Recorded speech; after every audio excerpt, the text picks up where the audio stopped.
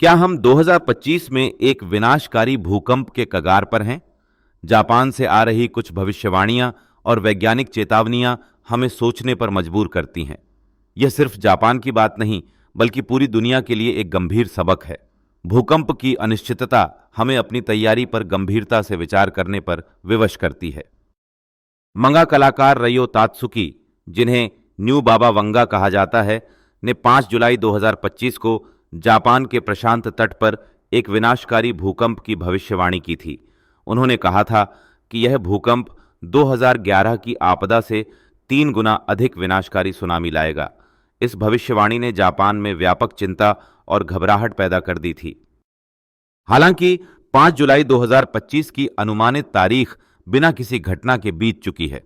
तात्सुकी ने स्वयं कहा है कि वह कोई पैगंबर नहीं है और लोगों से उनके सपनों से अत्यधिक प्रभावित न होने का आग्रह किया है।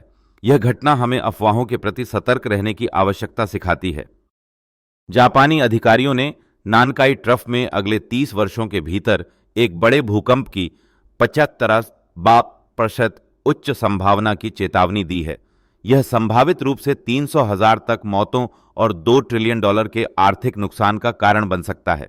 यह एक गंभीर वैज्ञानिक आकलन है जिसे नजरअंदाज नहीं किया जा सकता। जापान मौसम विज्ञान एजेंसी ने स्पष्ट किया है कि भूकंप की विशिष्ट समय, स्थान या तीव्रता की भविष्यवाणी करना असंभव है। यह वैज्ञानिक समुदाय के लिए एक बड़ी चुनौती बनी हुई है। हमें इस वास्तविक खतरे के प्रति जागरूक और तैयार रहना होगा। भूकंप की भविष्यवाणी भले ही असंभव हो, लेकिन तैयारी हमेशा संभव है। हमें व्यक्तिगत और सामुदायिक स्तर पर आपातकालीन योजनाओं को मजबूत करना होगा। सुरक्षित निकासी मार्ग और आपातकालीन किट तैयार रखना अत्यंत महत्वपूर्ण है। सरकारों और शोधकर्ताओं को भूकंप प्रतिरोधी बुनियादी ढांचे के विकास पर ध्यान केंद्रित करना चाहिए।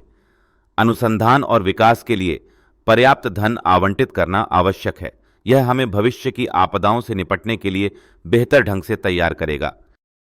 भूकंप विज्ञान में निरंतर अनुसंधान और अंतर्राष्ट्रीय सहयोग महत्वपूर्ण है। हमें भूकंपीय गतिविधियों को समझने और चेतावनी प्रणालियों को बेहतर बनाने के लिए निवेश बढ़ाना होगा। यह वैज्ञानिकों, सरकारों और आम जनता के बीच एक साझा प्रयास होना चाहिए।